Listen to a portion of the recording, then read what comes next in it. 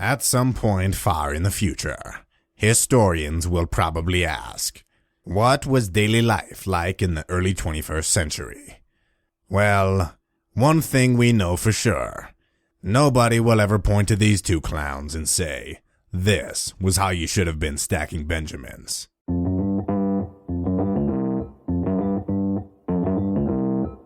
Live from Joe's mom's basement, it's the Stacking Benjamin Show.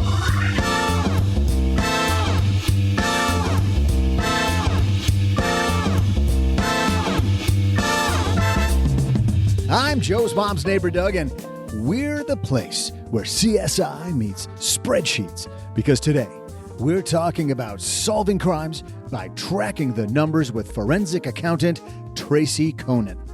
Plus, we'll sniff out a headline about the new milestone Vanguard just surpassed, throw out the Haven Lifeline to a lucky listener, and, of course, we'll save room for my amazing trivia.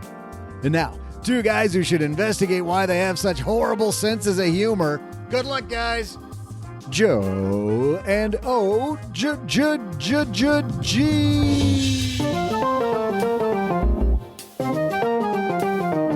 What do you call a guy with a rubber toe? What? Roberto. Welcome to Take That, Doug podcast. I am Joe Salsi, High Average Joe Money on Twitter, and across the card table, clearly ready for Wednesday, it's Mr. OG. I thought that was pretty good. My microwave repair guy gave that to me for free, he said. For no extra charge. No extra charge. And I told him that he priced his jokes correctly. How amazing is that? You know what else is no extra charge? They hung out there for a solid 3 seconds. And then it was slap. And then he got it. I got halfway through my answer before I'm just on to the next thing, man. And that's that. Thanks to the Motley Fool for supporting Stacking Benjamins. Motley Fool's stock advisor provides 2 stock recommendations every month. Not too bad dad jokes from the dishwasher repair guy. Microwave, but yeah. Either one. You can see how much I listen to your stories. I can tell. It's amazing. 2 stock recommendations every month. To kickstart your 2020 financial goals, Motley Fool's offering 5 of their favorite stock picks for free at fool.com/SB. I like the analysis of Motley Fool, looking through exactly why they like what they like. Also, thanks to Fiverr for supporting Stacking Benjamins. It's so easy to find freelance talent for your business or product. Don't waste any more time. Get 10% off and the service you deserve by going to fiverr.com and use code SB. We got a great show today. Tracy Coenen. I got to tell you, I'm a big Sherlock Holmes fan. Enjoy watching true whodunit type stuff. Absolutely. Serial was a fantastic podcast that Never heard of it. Really got into. Breakfast Serial. That's where they have problems in the morning. No, the follow-up. What's really funny is that for people that have listened to the show for a long time, know that this was a thing between you and I. 5 years ago, and I still refuse. Still haven't heard it. No, it's even Mrs. OG's like, this is really good. You should listen to it. I'm like, no. It was so good. Principle. It's on principle now. I can't go back on my word. It's called integrity. Because you dig your heels in on important stuff like this. Something that Joe told me I would like. No. Yeah, pass. But you can't pass on this because you're on this train ride. She's upstairs talking to Mom right now. But first, we got some headlines. So let's start the party. Hello, darlings. And now it's time for your favorite part of the show, our Stacking Benjamins headlines. I thought at the beginning of the year, it's a good time for this. This comes to us from CNN Business, written by Millie Dent. How to prepare for a job interview.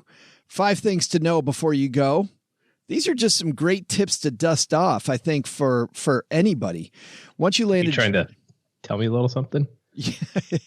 Once you land a job interview, you know you're qualified for the position. But don't get overly confident and assume the interview is just a formality. Having the right skills is just the first step in a long road to landing a job. Being extra prepared can help you nail the interview. What makes people successful is going the extra mile, says Barry Drexler, an interview coach. You don't just want to wing an interview. First of all, let's go through these. And because I just thought these were great. They sound easy, OG, but the question isn't, have you heard them before? The question is, are you doing these? Number one, do you research on the company? It always amazes me, and I've interviewed lots and lots and lots of people over my career. Always amazes me when people have very basic questions you can find online about the thing that we're hiring for. I'm like, why would you ask that? Now, in some cases, maybe it's nerves, right? I mean, I try to give people the benefit of the doubt. But in other cases, I'm like, wow, you truly know nothing about us and about what we're all about. It's like the unsolicited thing you get from LinkedIn. It's like, hey, OG, I've been looking at your profile and I see that you're really a top level player in the, and then there's like brackets around the word finance space. I would like to connect with you. Pick your brain or something. I always write back and go, oh, what excited you most about the profile? I mean, I do that also on Tinder, but just kidding. Not on Tinder. Not on Tinder. Do not look for me. If there is a guy with a bag on his head on Tinder, it is not me, I swear. And even if there is, I would say don't go for it. Generally swipe whichever way's the bad way. The bad way. Yes. Exactly. Swipe the spoken like two guys that definitely know the product. Swipe the bad way. It's amazing what just a little tiny bit of research will do when it comes to anything in your life. It's funny how often I'll meet people to interview them for the show. And a lot of times these people are doing national book tours and people will go, you know how refreshing it is to talk to somebody who actually read at least part of my book? Yeah. Yeah, I know that's something that you do. You make sure that you get through a couple of highlights of it at least, if not the whole thing. But I'm not patting myself on the back. I'm just saying, if you're going to interview somebody, you got to be able to ask them a question. Yeah. Unbelievable. Well, I think this goes both ways. If you're going to interview somebody for the job, it's just like you're interviewing for the job. If you're going to interview someone for the job, take a second prior to them showing up in your office and try to get a sense of what you might ask them. Maybe read their resume so you're not like going, so says here you graduated from University of Texas. Oh, don't you hate that too? When you're like, interviewing, really, thank you for yes. taking a lot of interest in making sure that you get a good quality person. Yeah, if this is the way you run your company, the way you're running this interview, do I really want to be on board this ship? Yeah. Oh, that would be stony to like say that. Oh, that'd in the interview. Stand up, kick the interviewer, and just walk out. Yeah. Next up, do your research on the company. The worst thing you can do in an interview is walk in unprepared, said Alex Twersky, co-founder of Resume Deli, a resume and career service firm. I like that name. Study the job description. A big mistake many people make in a job interview is having the same prepared speech no matter the company, said Drexler. Adapt what you're going to say to the person you're meeting with, the company, and the job. I've also seen that where I feel like the person hits play. Well, my basic skill set is da-da-da-da-da-da. I'm like, is this the 43rd job you've applied for today? Because I really just felt the recording come on. Yeah, it's going to be unique for everything. And especially when you're looking at a upgraded opportunity, I think it's even more important to take what you can do and try to mold that into what they're looking for, because you might not have the skill set, all of the requisite skill set. So you have to kind of massage that a little bit and show how you can learn into it. Yeah, I love it when people would take their answer and their skill, to your point, and talk exactly about some function of working here that they've read about online. And OG, even if it's incorrect, even if I'm like, yeah, that won't work here, they don't know that. But it shows they prepared. Right. It took a second. Yeah, they thought about it. It's funny, by the way, if you're pitching anything in an interview, you're pitching working for that company. We obviously get pitched all the time, people coming on the show. I got a pitch last week from a guy who wanted me to be part of a summit, one of these deals where you have a bunch of experts online, people can take part. Our friend Don Dalby just had a good one that I took part in. But this guy tells me, hey, I really want you to be part of my success summit. I really like what you do. And it kind of became clear that it was generic, but it was super clear it was generic in the fourth paragraph that said, we're not only going to have you, but other top experts such as, and there's a bracket, and it says in brackets, insert other top experts here as they become available and join the summit. End bracket. Nice. Yeah. There'll be other people here such as insert later. Da, da, da, da. Oh yeah. You Can't wait. You took some time out to do this. Well, come up with questions to ask at the end of the interview. That's always the hardest one for me, though, partly because I'm nervous. I remember every interview I've ever done. So you have any questions for me? Yeah. Did I get the job? That's the only question I want answered. I'll worry about my 401k matching some other time, or your strategic operations in Brazil. I'm sure it's all very exciting, but do I get to show up on Monday, or how's this working? I always think, and this is my personal defect, I think of snarky crap to say. Well, that's not a defect, but. How long are smoke breaks? Exactly. Is there a number of bathroom breaks you can take during the day, or is this pretty unlimited? So if I have a problem with Carol, the receptionist, do I go directly to her, or do I talk to you? Is this something that you would handle? What level will my parking pass be on? Can you show me the refrigerator and everybody else's food in there? Because I'm anticipating. I can't be seated by any mouth breathers. So which corner office will I be in? That's a good one. And then last, look the part. I love this one. We were interviewing somebody when I was at American Express. This gentleman had on a cheap white shirt and had lots and lots. I think I put like 5 more lots on there of chest hair. And hey, man, if you got it, bring it. But I got to say, wear a t-shirt, because this dude's jungle was showing through his shirt. And I couldn't even concentrate on the interview. I interviewed somebody one time where it was raining really hard outside, and the guy, he's in the lobby. Oh no. Just soaked to the bone, right? I mean, same thing, but he's got a white t-shirt on, like his skin is showing through his, and I'm like, oh, we don't have like towels in here. So I'm like, hey, do you need a second? And he's like, nope, I'm good. And I was like, well, I admire the enthusiasm, but you look like an idiot. So, all right, let's do this. And he just like literally sat and like dripped water. I mean, just everything was soaked, right? And in that case, just think about your environment just for a second. Yeah. What I found out, because afterward I was like, where did this guy park so that he like had to walk so far in the rain? Well, he parked around the other building. There's 2 buildings attached. He parked around the other building, and there he went riding his bicycle. Oh, no. And I thought about that, and I was like, well, I admire hey, I've got a meeting at 5. Absolutely, yeah. I will be there at 5. But I kind of wonder at like what point in time in that ride did he go, I wonder if it would be better just to call in sick for this. Like just come on a sunny day, or at least a not rainy day. Or apologize and take your minute, make it clear that you don't want to drip all over the place or be a little. Yeah. Oh, that's horrible. Anyway. Yeah. Some good tips here. We'll link to those. He dressed the part. He had a good suit on. It was just a very wet suit. Yeah. I feel bad for him. Our second headline comes to us from Yahoo Finance. Big milestone for an asset company you might have heard of. You ever heard of one called Vanguard? Yeah, every day. Vanguard's assets under management have surged past the $6 trillion milestone for the first time after it gathered $268 billion in new cash in 2019. Its third best annual performance on record. Net global investor inflows for Vanguard rose 16.5% last year from $230 billion in 2018, according to preliminary data provided by Financial Times, by the world's second largest asset manager. It's a lot of money. Vanguard held the title of world's fastest asset manager for 7 consecutive years up to 2018. Wow, BlackRock must have had a huge lead if Vanguard's been leading the way in gathering assets 7 years in a row.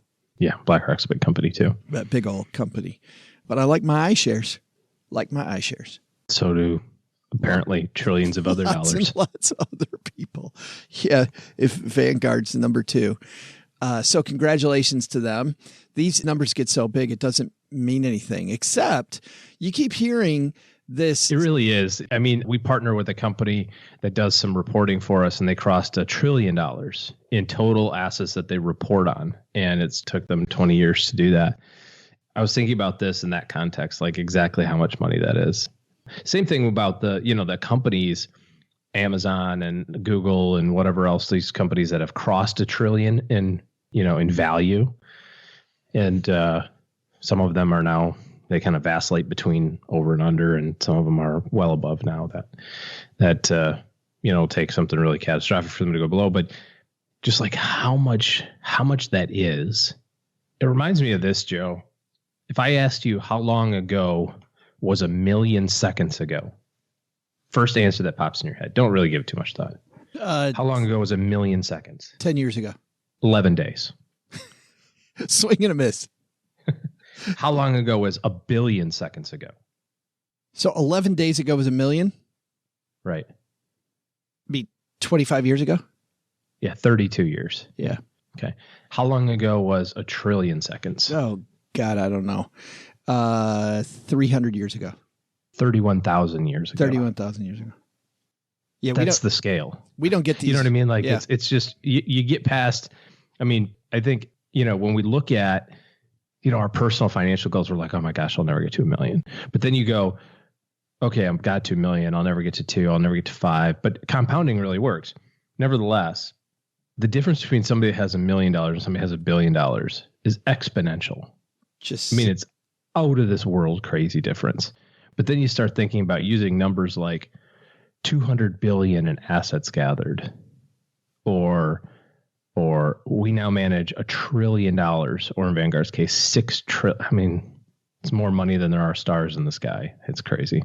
The question I ask that becomes more relevant all the time is, with more and more people indexing, if Vanguard, BlackRock, et al., these Fidelity, decide to use all these votes that they've accumulated, you could have a science fiction story right now where 3 or 4 companies run the entire world. Yep. But it's still, interestingly, a relatively small percentage of the overall investment world. Yeah. Isn't that wild? Whatever it is, 14% or 18%, whatever that grand total number is, I'm not sure, but it's still all in all a smaller percentage than most. Now it's a lot of the new money. It's in fact the vast majority of the new money for sure. It's interesting you say that, because one of my favorite books on investing, and by the way, not a book I'd recommend because it's so damn dry, called Trading Rules, back from the 1990s. One of the key tenets, OG, is, to your point, there is so much money out there. You have no idea why anybody does anything in the market. You've no idea why it went up. You've no idea why it went down. And whenever you have people on air trying to explain away why things happen, there's so much money and you are such an insignificant drop that if you give away that you know anything, that makes you that much more fearful, and also makes you that much, which is a good thing, because then you put an investment policy in place instead of just going with your gut. And you also look for data versus going with emotion. And once you've done that, it makes you such a better investor. Yeah. How narcissistic are you to think that you have any sort of pull on any particular issue whatsoever?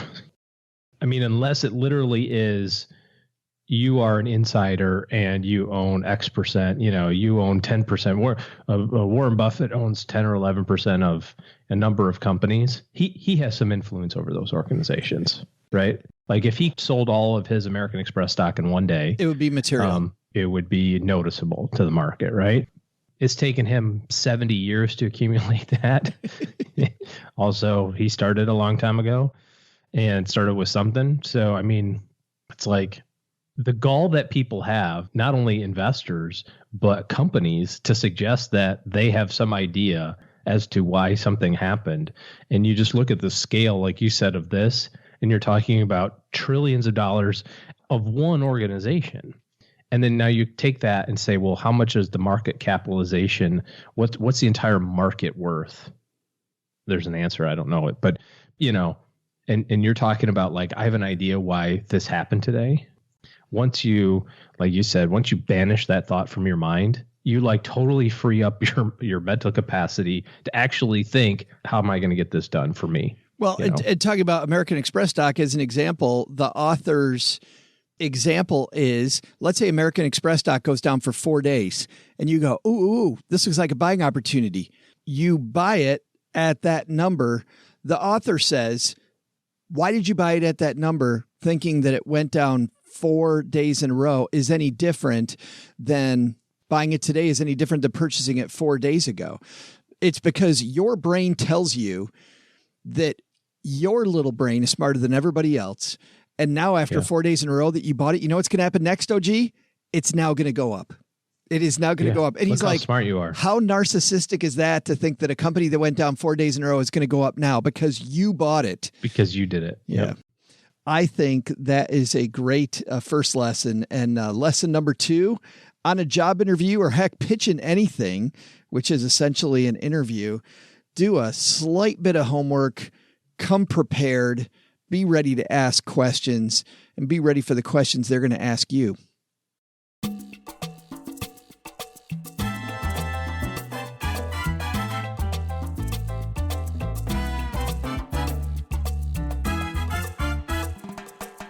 I'm so excited about our next guest, Tracy Coenen. Tracy's a forensic accountant and fraud investigator with Sequence Inc. in Milwaukee and Chicago. You know what she does, OG? No. She goes through and digs through statements, paperwork, spreadsheets, account details to find embezzlement, financial statement fraud, securities fraud, Ponzi schemes. She takes part in divorce settlements, quite a fair amount, by the way, white-collar criminal defense, insurance fraud, civil litigation. I just think this would be such a fun job. Finding people, taking people down. Well, finding people cheating just by using the numbers. Let's talk about a really cool job and maybe talk about a few bad guys, bad people being caught. Tracy Coenen coming to the basement.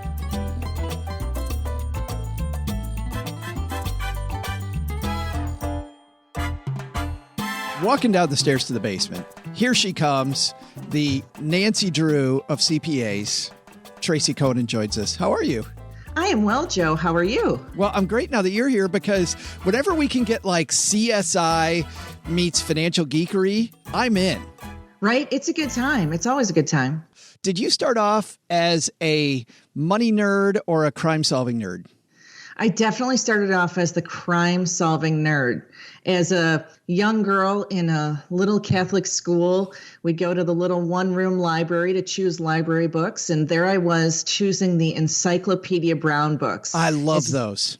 Yeah, as you can imagine, with a tiny little one-room library, just tiny little, about the size of a walk-in closet, there weren't a whole lot of books. And so I exhausted the Encyclopedia Brown books pretty quickly so that I had to read them over and over. But that was my jam when I was a kid. I just didn't know that it was going to be possible to investigate crimes as it relates to numbers. What I'm wondering, though, I could never, ever, this is a hard-hitting question. We all start with the hard-hitting questions here in the basement. Oh, good. I never solved any of them. Like any of the Encyclopedia Brown stuff, I couldn't solve any of them. And it was a little frustrating, but it was always fun. You're solving crime now. Were you solving them all ahead of time? Like before you got to the solution, did you know the answers? Yeah, it's part of the fun for me, right? Is knowing the answers in the books, right? Because it's predictable.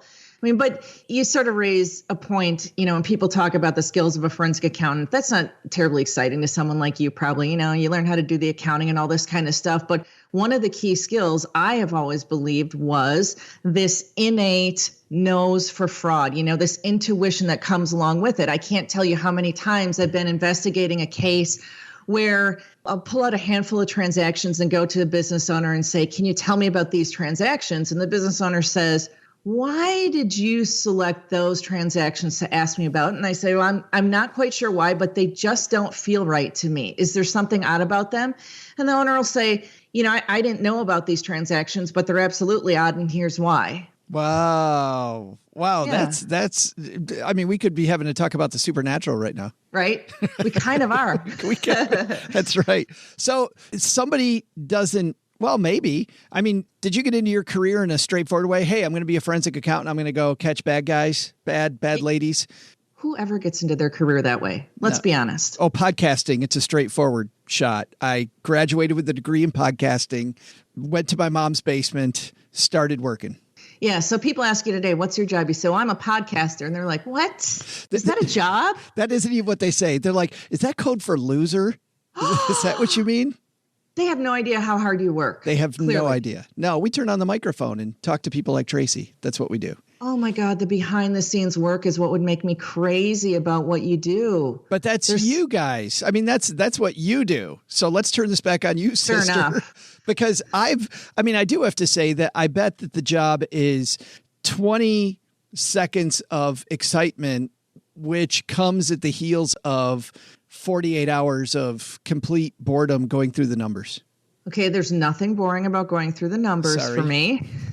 But you're right. You know, I spend hours and hours and hours and hours going through detailed transactions, tens of thousands of transactions, line by line, looking at every single one and trying to piece something together, connect the dots, find out, you know, the money bounced from here to here to here and then back to there. And then it was split up and went 3 different places.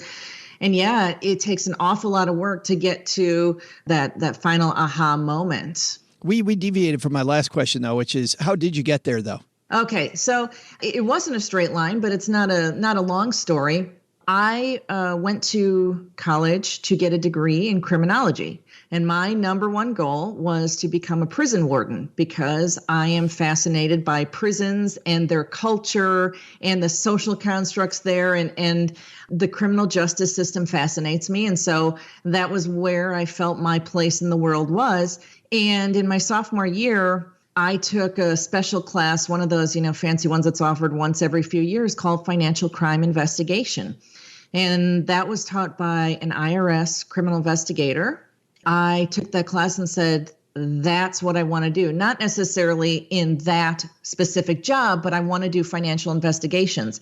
So I then started taking accounting courses and economics, general business type of courses so that I would be qualified to hold that job. Was the investigator fascinating or the topic fascinating or both? I mean, was it a really cool person teaching the class as well? It was mostly the topic. I mean, the guy who did it was better than many, but still a little dry, as you can imagine. You know, imagine someone who's been a federal government employee for 20 some years.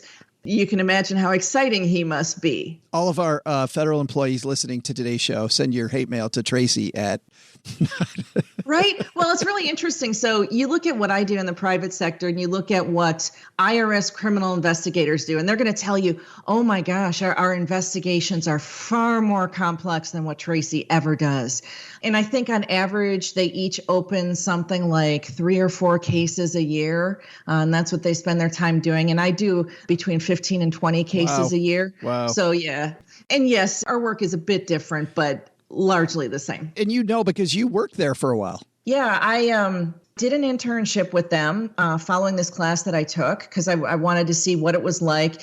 And the internship had some interesting aspects and some aspects that I didn't care for. But I thought, well, you know, I'm an intern, right? You're bottom of the barrel. They don't give you the good stuff, whatever. I'm sure it's fine. So I went ahead and applied for a position once I was done with my bachelor's degree. And while I was waiting for the registry to be open and the whole really long process to happen, I worked as a probation officer. How exciting. And finally got hired by the IRS and worked with them for a few months, went through their criminal investigator training program in Glencoe, Georgia, sort of the Quantico for all the other federal agencies. And that was a 10-week program. Fascinating. You know, learned how to shoot a gun, how to do a search warrant, how to take wrestle someone to the ground and get cuffs on them. But I came back from that and, you know, just decided that these were not my people and that a life as a federal employee just wasn't what I thought it was going to be. And so decided that I'd do better off in the private sector. And that was an awesome choice for me. Well, but even then, my understanding is it still wasn't a straight line. You went from there then into straight accounting. Right. So when I graduated from my undergraduate program, I had a major in criminology and I had a minor in business, which was another 30 credits to get that silly minor because there were so many classes you had to take. And trying to get a job in the business sector with a minor just wasn't going to happen. So I decided to pursue an MBA.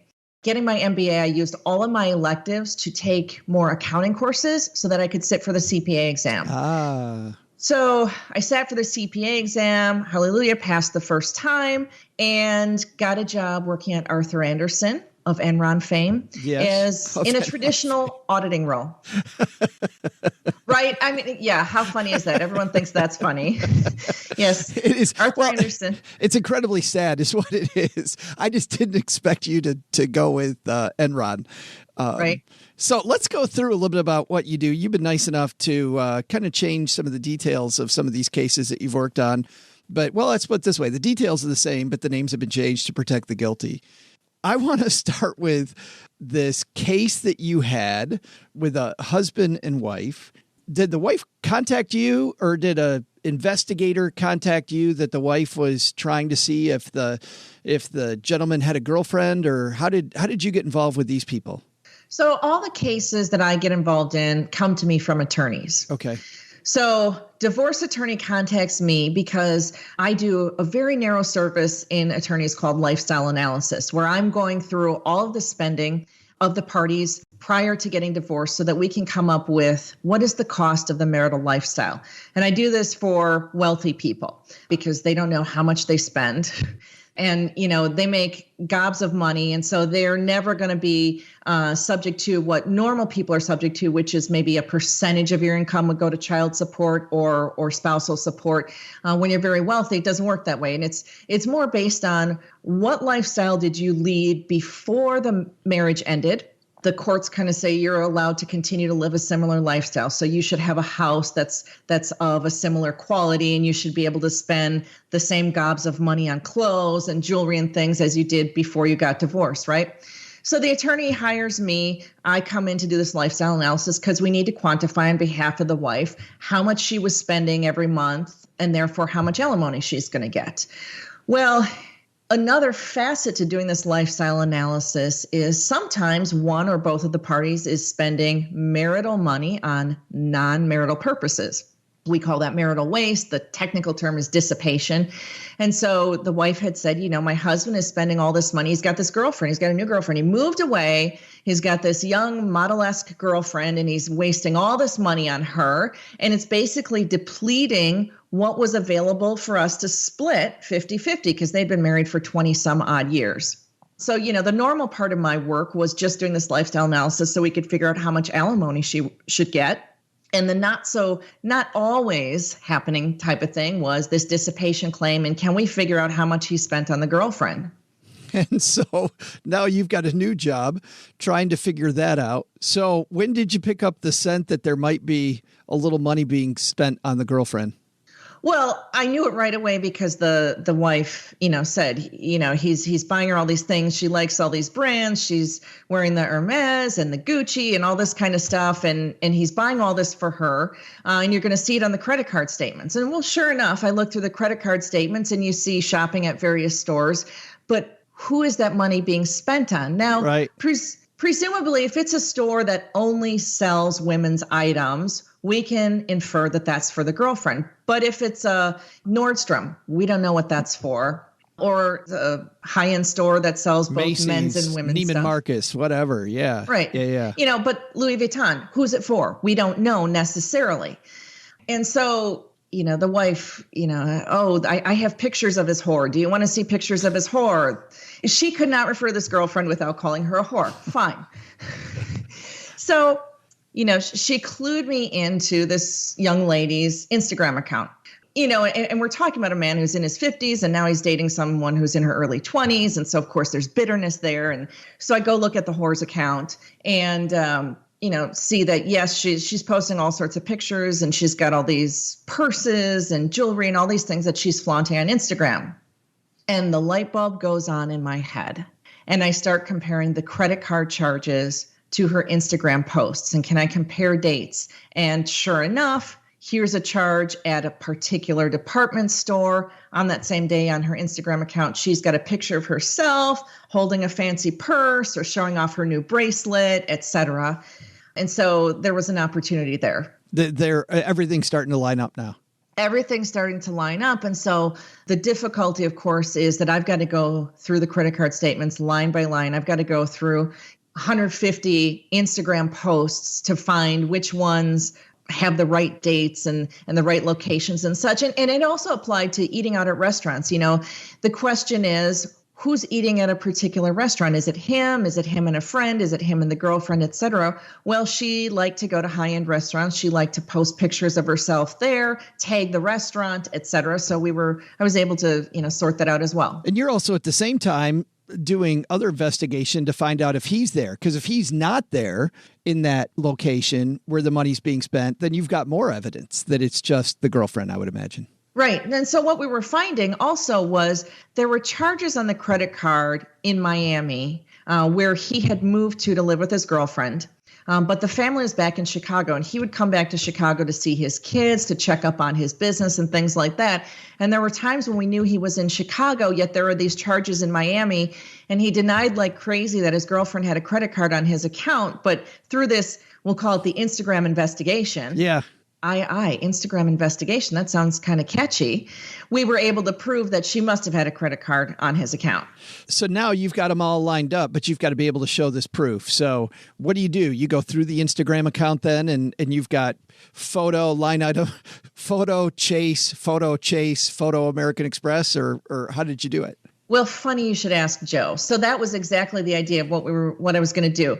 So I realized that the Instagram account had what I needed. I said, okay, I've got to get screenshots of all these with the dates on it. And as it so happened, when I looked at Instagram on my desktop, all it was saying was 2 weeks ago. When I was looking at Instagram on my phone at the time, it was showing a date on each picture. Oh, yeah. Okay, we need the date. So fine, I've got to do screenshots of all these photos on my phone. And then I'm going to have to, export them and put together a report with these visuals and lining it up with the credit card statement. So I decide, okay, this is going to take me hours to do.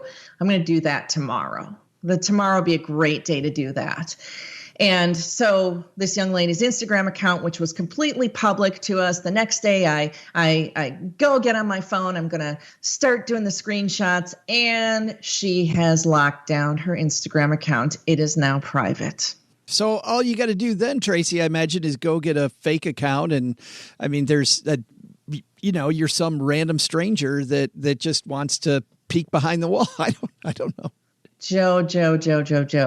You have to do an ethical investigation because God forbid I'm on the witness stand in court in front of a judge and I have to say I lied about who I was in order to, become a follower of her Instagram account. So creating a fake Instagram account really wasn't an option because the optics are bad. Is it illegal? No. Does it look unethical? Absolutely. I'm certainly not going to request to follow her Instagram account with my own real Instagram account because my name's going to be there. Right. Yeah. Right. So panic ensues on my end. And my first thought is malpractice. My client is going to sue me for malpractice because I delayed in getting this evidence that we could have had that would have totally proved her case. I mean, and we're talking at the end of the day, the dissipation that I calculated was a few $100,000. Holy cow. Wow. And that's only over a period of 2 years. Wow. And so if you think of it this way, if he's wasted $300,000 on his girlfriend, if you pull that $300,000 back into that pile of assets that there is to split, my client's part of that is $150,000. She's entitled to an extra $150,000. Is she going to sue me for messing this up? Possibly. So I'm panicking and I'm trying to think of ways to somehow see these Instagram posts. And I don't come up with anything. I'm just not that smart, apparently. But, I wait a day and the next day, I'm still thinking this through. What am I going to do about this? And I go look at the Instagram account and it is once again public. And so I furiously am sitting there with my phone and my two little fingers screenshotting every single Instagram post as fast as I can. Stay public. Right.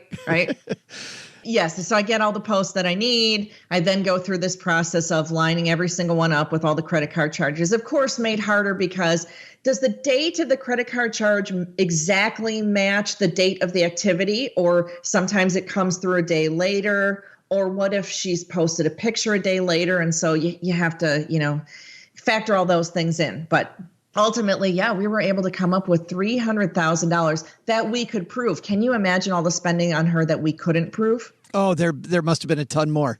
Right. And bless his heart, it was all above board. He and his wife had long split up. And if he wants to go date someone else, sure, fine, go date someone else. The wife thought that shouldn't happen, but so be it. I mean, it's pretty normal when people officially separate and file for divorce, they may be dating someone else. But it was this idea that he was spending all this money on the girlfriend, and he was, working on retiring from his business. So there maybe wasn't going to be any new income coming in the near future. And so it was very important for the wife exactly what that pile of money was to split.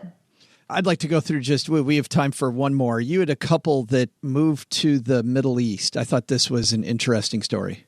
So this was a fun story that really has nothing to do with my investigative prowess or anything I had to do with it. But yeah, so this couple was living in the Middle East with their 2 kids, and the husband had a consulting type of business, and some of it was above board. Others of it looked really, really sketchy, but the wife didn't know a whole lot. She was actually a registered officer of the business, but she really wasn't involved in it anyway. And they came back to the U.S. for what was going to be a temporary period. And while they were here, he filed for divorce. Okay, so they're in Florida. They're getting divorced. It's very contentious. She hadn't worked in many years, and he was supposed to pay her temporary alimony while the divorce was pending. And he was chronically not paying her. And so they were having to go back into court over and over and over. And she hired me to try to prove his income, because he was saying, well, there's really no consulting work. I'm not there anymore. I'm not in the Middle East. And she's saying, well, you made gobs of money while you did it. Where is all this money? And he's saying, no, there's no money anywhere. So she was hoping that maybe I'd be able to track down where that money was parked.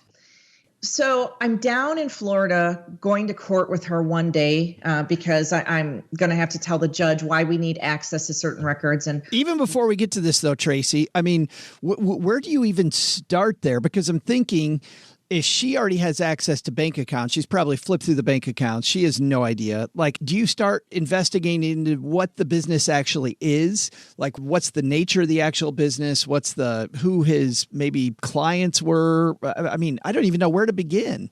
There's often 2 pieces to investigation. One piece is what I call the wild goose chase. And that's what you just described of who's who and what's what. Yeah. And the other piece is following the money using documents. The wild goose chase is not the piece that I do. That's really for a private investigator who specializes in this kind of stuff. So, for example, there's a guy in New York that I've worked with on a bunch of cases where his thing is overseas trying to find out who's involved in these companies and where are these relationships between people and such. So he does the wild goose chase. I'm really very much, my investigations are based on the documents and can I trace money between accounts and such. Right. And what I'm looking for in a case like this, a guy is not going to necessarily transfer $100,000 from a known bank account to his secret bank account, right? He's going to take $100,000 out in cash and then maybe turn that into a cashier's check and then go run and put it in that other account, hoping that we stop our investigation at the point of he took the cash out of the account. So I go to court with her. We're having trouble getting documents, getting access to things. And I go to court with her because I'm going to plead her case to the judge. And while we're in court, the husband decides to have her car towed away. He had been leasing this car for her because the court ordered it. And he just had it towed away just to screw with her. So we literally come out of court and there's no car there. And so she loses her mind. So they have to set another court date for the judge to, punish him or whatever it is. So a week or so later, they go back to court and the judge is going to punish her husband, for not paying the alimony that he's supposed to be paying every month. He's months behind and he's had chances and chances and chances to pay it. And also because he's taken her car away and she needs to take the kids to school and she has no car, etc. And so the judge says to him, I finally had enough. You're going to jail and you can get out of jail by paying what you owe her. And, it's at this point, tens of thousands of dollars. And the guy says, well, I don't know where I'm going to get my hands on that money. And the judge says, well, figure it out. And oh, by the way, before the bailiff takes you away to jail, because you're going right now, please empty your pockets. So he empties his pockets and the judge picks up his car keys and hands them to the wife and says, now you've got a car to drive. So that's pretty cool in and of itself, right? Yeah. I think that's pretty funny. Yeah. But I'm just imagining, by the way, I'm imagining the look on the guy's face as the judge right in front of him is going, now you've got a car. Here's not for your side of the story being true or not true. Here's for you just being a complete jerk about this whole thing. Right. Well, and the judge says to him, if you want your car back, then give her car back. Right? So he gets hauled off to jail, and she's got his set of keys, which happen to have a key to his office on there. Which you said earlier, because I'm paying attention, Tracy, she's an officer of the company. She's an officer of the company. He has denied her access all along to the company because he set up, when they came back to the U.S. for the allegedly temporary period, it really wasn't temporary. And he had set up an office in the U.S., but he would never let her go there. She was completely locked out of it. And so here's a key to this office. She has legal access as an officer to the corporation. There's no breaking and entering, nothing. There's no breaking and entering. Of course, she wisely, as all clients should, she asked her attorney, am I allowed to go in the office? And her attorney says, well, yeah, you're an officer of the company. Of course you are. So she runs over to the office and she sees that there's boxes and drawers of documents. And she calls up a legal copy service and says, can you come over and get a bunch of documents and copy them for us? And they copy all the documents, replace them all. And she tells him it's no secret. I mean, by the time it takes him a bit to get out of jail, by the time he's out of jail, all the documents have been copied and replaced. So she didn't steal anything. And she tells him, just so you know, I copied everything. And he's sunk. Yes. Essentially, yes. Yeah. Unbelievable. And so the moral of the first story is, if you're the new girlfriend, don't be so vain and be on Instagram. I think that's probably the moral of that story. The moral of this story is, if you're not paying your alimony, don't be such a jerk about it. Right. Those might not be the takeaways. Those are the takeaways. Absolutely. The Instagram case is probably one of the most fun stories I have to tell, but it's certainly an outlier. We get involved in these cases, and of course, we're always looking for social media. And I would say, 95% of people are much more careful than that when they're going through their divorces. Their attorneys tell them, don't post stuff on social media. Of course, these folks can never help themselves. They always there'll be a post here or there of something that, crossed a line or adversely affects them in the divorce. But for the most part, we don't have this kind of evidence where I can sit there and line it up with the credit card statement. So that's kind of an outlier, but fun story to tell. Boom, boom, boom. If somebody has a case and they're wondering if they're being ripped off, because you've also done cases where people have been just blatantly ripped off. There's fraud going on, those types of things. Divorce case, what other types of Ponzi schemes, I would imagine? Indeed. Divorce is about a third of what I do, and fraud investigations for companies where executives are stealing are about another third of what I do. Sometimes I represent the executive who's defending themselves and trying to prove how much was really stolen. Someone says, you took $3 million. And he says, no, I didn't. I only took $1 million. Well, I can come in and help prove that it was really only $1 million because, right, the theory is you should get punished for exactly what you stole and not a penny more. So that as well. Yeah, sometimes Ponzi schemes, investment type of schemes, insurance fraud. I don't do a lot of work for insurance companies, but when there is a case where there's something complicated in a potential fraud situation, maybe involving a business that mysteriously burns down when everyone knew they were just about to go under financially, an insurance company might get me involved there. I love talking about this stuff. If people want to reach out to you, your company is called Sequence. Sequencing, forensic accounting. Awesome. And you know what? We'll have a link on our show notes page to sequenceinc.com if you're walking the dog or you're on your morning commute. Tracy, thanks for hanging out with us for a few minutes and talking about CSI meets spreadsheets. I love it. Do you have anything else you want to ask me before we go? We got to have you back. Absolutely not. Joe, I would love to come back. You are a hoot.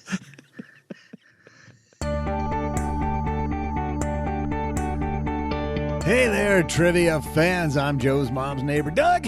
And in the spirit of Tracy's visit, thought it was time for old Doug to put on his Sherlock Holmes cap and decode some of these unsolved cases lingering in the basement. So many mysteries here. The remote has been missing since last Tuesday. Joe's mom's canned peaches are surprisingly gone. And finally, maybe we'll get to the answer to who's been stealing all the left socks from the dryer. While I dive into these serious problems, here's a trivia problem for you. They say to always start with the most probable answer when trying to solve a crime and work backwards. So how about this? What's the most likely thing identity thieves will try to steal? I'll be back with the answer as soon as I go grill that cat about the peaches. I'm going to come for you, cat.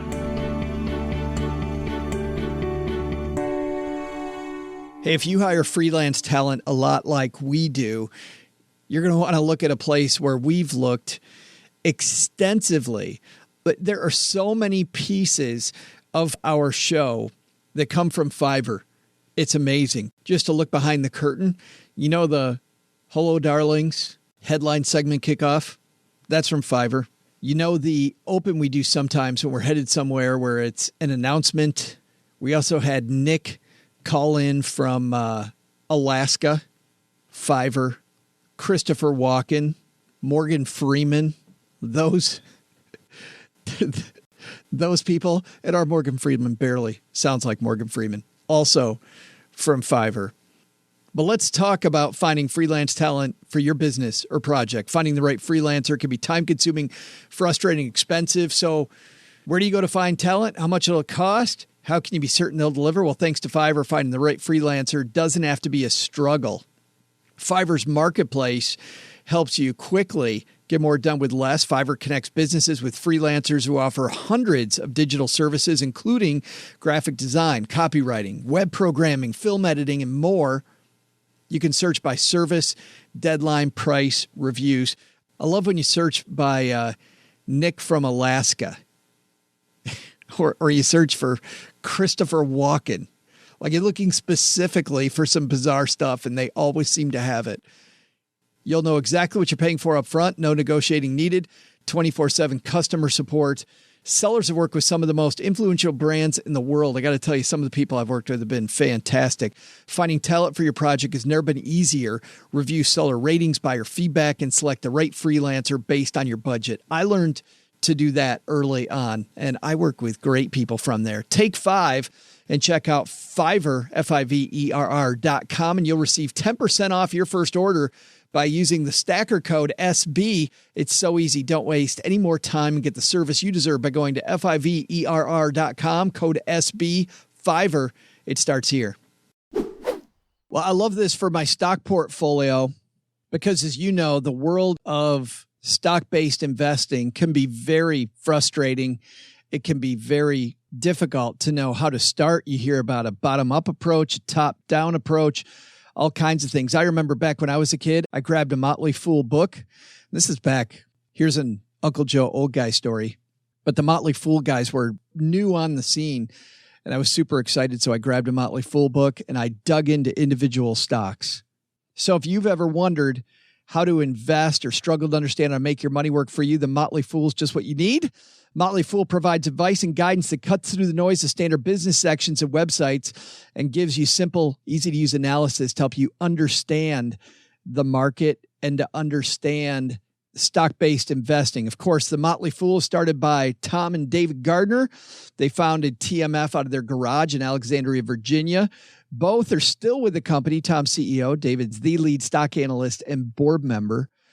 Motley Fool's flagship service, Stock Advisor, provides 2 stock recommendations every month, daily analysis and coverage designed to help you beat the market.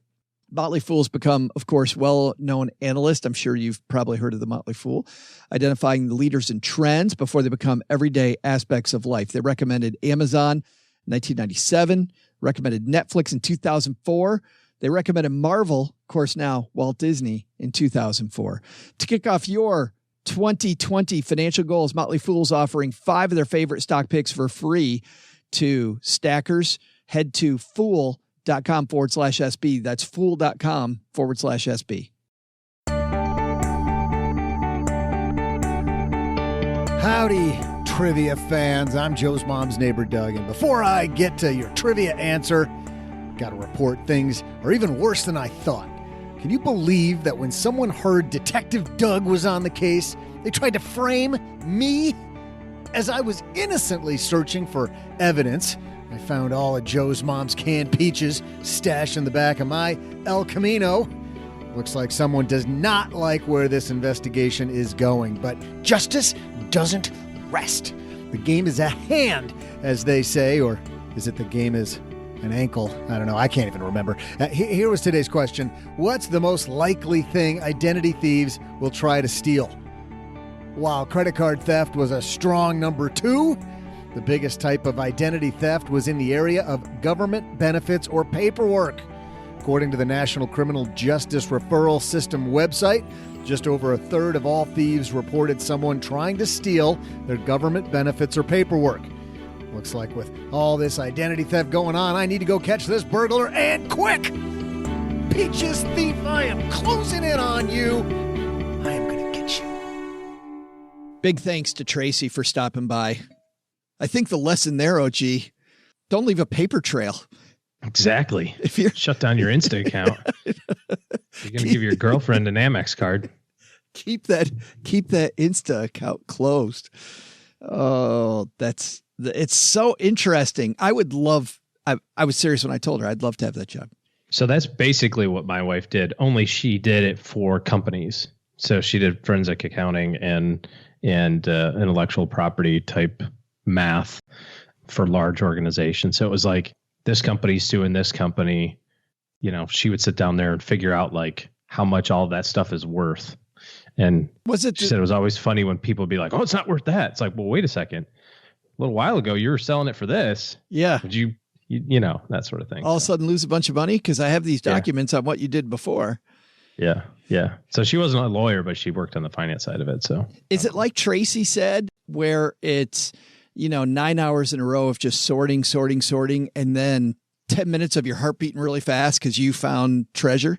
I have no idea because I didn't do any of the work, but I know it was a lot of hours of going through financial documents and spreadsheets and financial documents and spreadsheets and financial documents and more spreadsheets. Still think that sounds like fun. Great. Yeah. Great way to make a living.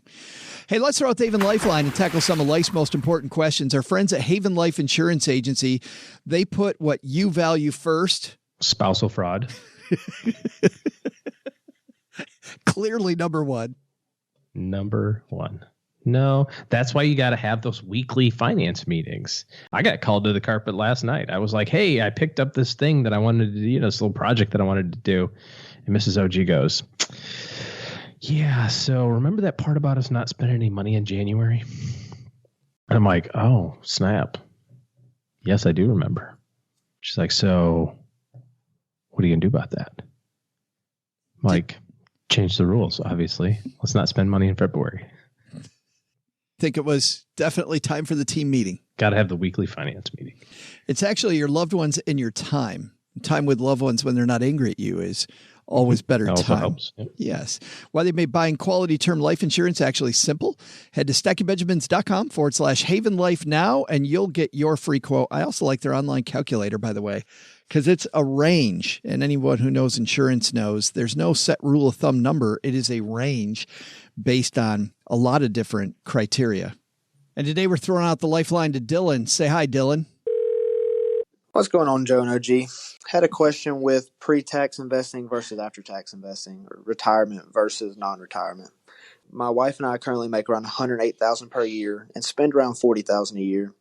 I also travel for work, and I make an average about $1,500 extra per month non-taxable income for reimbursement on my travel. My wife makes $60,000 and puts 15% into her 401k and also maxes out a Roth. I make $48,000, contribute 9% into my pension that's mandatory, and 10% into a 457 plan, and also max out a Roth IRA. We also do some other investing into just brokerage accounts outside of retirement. So my question is, we could max out my wife's 401k, max out my 457 plan, continue to max out Roths each year, but we wouldn't be able to do any regular individual brokerage account investing. My worry with doing this is that I'll be a 40-year-old millionaire who doesn't have any money to touch. It's all in retirement accounts that I can't touch without doing a 72 SEP or Roth IRA conversion ladder, all that kind of stuff. And so I was just curious if y'all think I should continue doing what we're doing now and breaking it all up between different accounts, or just go fully into retirement accounts so we can save more tax dollars. Thanks. Thank you, Dillon, for that question. By the way, not lost on me, the difference between what he makes and what he spends. Yeah. There should be no relation. Besides the fact that the expense number should be smaller than the amount you make number, there should be no relation between what you make and what you spend besides that correlation. Just because you make X number of dollars does not mean you need to live that lifestyle. You can live whatever lifestyle you want. Fun. Well, it is, but this is where the rat race comes in, right? You got to spin that hamster wheel, OG, faster and faster. And heard that. No, Mrs. OG heard that. Preach. And then she reminded you.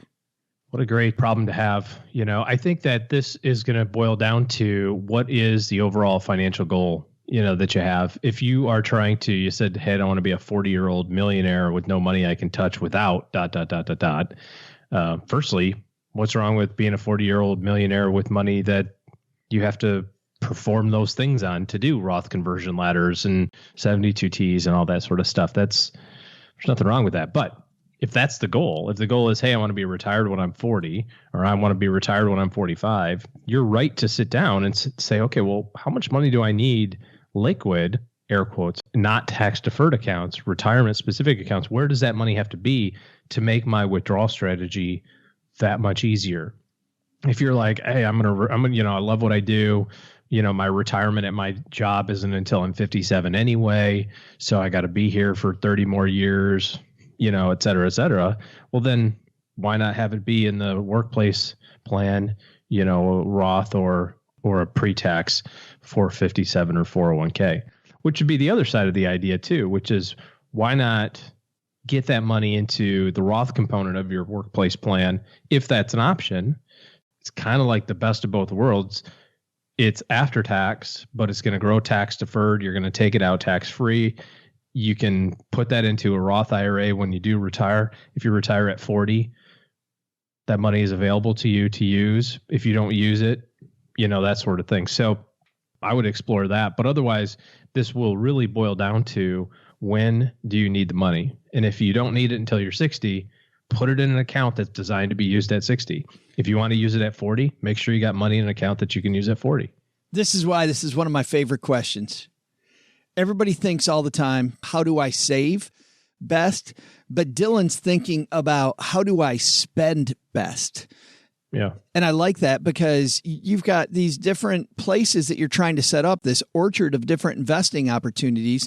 And I like what Stephen Covey says in 7 Habits of Highly Effective People, which is when you pick up one end of the stick, you also pick up the other end. And I feel like we always look at one end of the stick. We don't look enough at what Dillon's looking at. When am I going to need that money? I don't want to be 40 years old, multimillionaire, hopefully, and all my money's locked up. I can't get at any of it. Right. If I'm going to retire early, I want to be able to use that cash. Love it. And there's certain ways around it, but nevertheless, You still want to kind of make your life easier. And if you see that coming, if you're like, hey, I'm 25, I'm spending $3,500 a month, I need to have $2 million. That's doable by the time that you're 40 or 45 with his savings rate. And you have to be thinking, okay, well, so what? So I retire at 40. Where's my paycheck coming from the first month? And you can sit down and kind of map that whole thing out and have that almost be like your sinking fund until you get to your retirement accounts, at age 60. So it's great that he's thinking about it. Thanks for the call, Dillon. You've got a question, head to stackybenjamins.com/voicemail. And we're happy to answer your question as well. Great stuff, Dillon. That's going to do it for today. 2 quick things. Number one is big thanks to everybody who joined us yesterday in New York, even though because of travel, we're recording this a little early. I have to say we had a great time. In the future, everybody, we're definitely going to have a great time. Everybody was phenomenal. I can't believe that horrible thing OG did about partway through the night that we're all talking about this morning. It was It was crazy. Fantastic. And Keg stands are still a thing, right? Well, apparently, if they're not, Bobby certainly didn't know that. She's going to kill me for involving her in our tomfoolery. No, we've been excited about coming to Manhattan for a long, long, long time. By the way, Manhattan, Kansas, maybe someday. I've been there. Cool town. It is a cool town. Two other quick things. Number one, big thanks to everybody who's left us a review of this podcast. This one is on Mom's Fridge today. A fantastic listen. 5 stars from Birdie B123. This podcast is one of the best, a lot of fun, but also very informative. The relaxed style of Joe and OG make this compelling listening. The production is very professional. You can tell these guys have mastered their craft. Well, that part's over the top. 3 shows a week's a lot of work, but I listen to every one of them. Thanks for a great show. Thanks to Birdie B123 for that. And wait, you told me there's only 1 show a week now. Look at the time. And if you need financial planning help in your corner, OG and his team have thrown the doors open for 2020 as people stampede and be part of that stampede. How about that? Head to StackyBenjamins.com. True. Just like the Texas Roadhouse on a Friday night in Texarkana. The doors are open. Happy hours from 4 to 6. Those biscuits are amazing. StackingBenjamins.com/OG to find out how they can make your planning better. All right, that's going to do it for today. Doug, you got it from your man. What should we have learned today? So, what should we have learned today? First, if we learned anything from Tracy, it's that our financial lives are incredibly hard to conceal. So make sure you keep things by the book. Otherwise, someone like Tracy might be on your case. Second, prepping for an interview, start with the basics. Rehearse, be early, bring plenty of questions, and hydrate people. I can't emphasize this enough. Hydrate. If you're prepped and excited, they're more likely to want you on the team. But the big takeaway, don't tell Mom where you're at with your Peaches investigation. That woman didn't hear a word after they were in the back of my car. More window washing? It's cold outside. How about dish duty, Ma? Come on, I'll do the dishes for like a week. Big thanks to our guest, Tracy Coenen. You can learn more about Tracy by going to tracycoenen.com or head to the show notes page to find where you'll find the links to Tracy's work. That's like its own little mystery all by itself, isn't it? You're going to our page to look for links that get you to links to get to Tracy's stuff. Good luck! This show is created by Joe Saul-Sehy, produced by Taylor Stevens, and engineered by the amazing Steve Stewart. Online, visit us on Twitter at SBenjaminsCast or on our Facebook page. I'm Joe's mom's neighbor, Doug, and I swear the worst part about coming over to Joe's mom's house is having to put on pants. SB Podcasts may receive payment on the show from sponsors and guests in the form of books, giveaway items, discounts, or other remunerations. That's a big word. There's no way you take advice from these dorks, but like Joe's mom always says, don't take advice from people you don't know. This show is for entertainment purposes only, and before making any financial decisions, consult with a real financial advisor.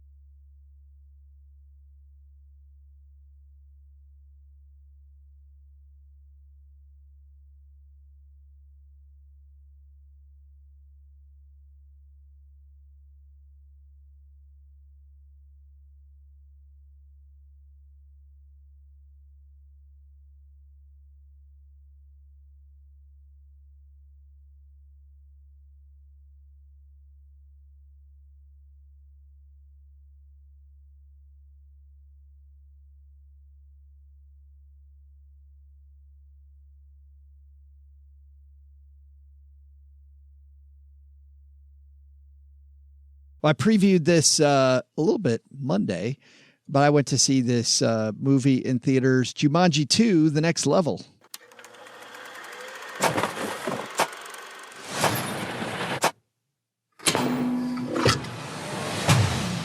still talking to your friends? It's complicated. Many a tear has to fall. When we first got together, But it's all we were different people. in the game.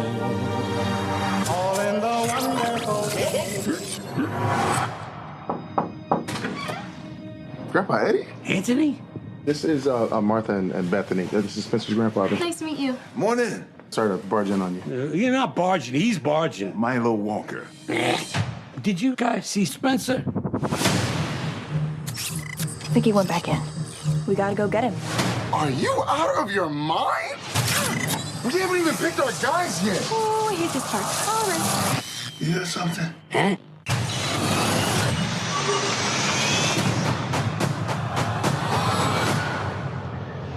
Spencer. Huh? What? Who are you? Oh my God. You're Spencer's grandfather. Are we in Florida? And you? Milo Walker. Did I die and turn into some kind of a small, muscular Boy Scout? Are we dead? Bethany? No! Rich? I'm the old fat dude. This can't be happening! My hip sure feels good now. So, new characters here, OG. Actually, the same characters in the game, but different people, as you heard, inhabiting their bodies. The cast this time around is joined by a couple people that you might have seen before. Do you smell what the Rock is cooking? A guy named Danny Glover plays the part of Milo, who's friends with Spencer's grandfather, played by Danny DeVito. And these two guys used to own a restaurant together. Now Danny DeVito's come to live with Spencer and his family. Spencer's having problems with his brand new girlfriend from Jumanji 1. Don't make me explain the first one to you. Just go back and see it. They all get sucked in, but now The Rock is Danny DeVito and Kevin Hart is Danny Glover, and hilarity, just like the first time, ensues. You said the first time. Do you mean the like one from Robin Williams? Yeah, let's go back. Is that the first one? I will go on record forever saying, and people tell me I'm wrong all the time, but Jumanji, the Robin Williams one, love Robin Williams. That movie sucked. That was a horrible, that was not a good movie. But the reboot, which I got dragged to see by Cheryl when it came out a couple of years ago, the reboot starring Dwayne Johnson, Kevin Hart. Oh, so there's been two of these. Jack Black. Just shows how much. Yada, yada, yada. Oh my God, that movie's so funny. That movie is so incredibly. So there's been 3 Jumanjis. Funny. Yes. There might even been a Jumanji 2 back in the Robin Williams day. I don't know. What I do know is I got dragged to the first one with Dwayne Johnson and laughed my head off.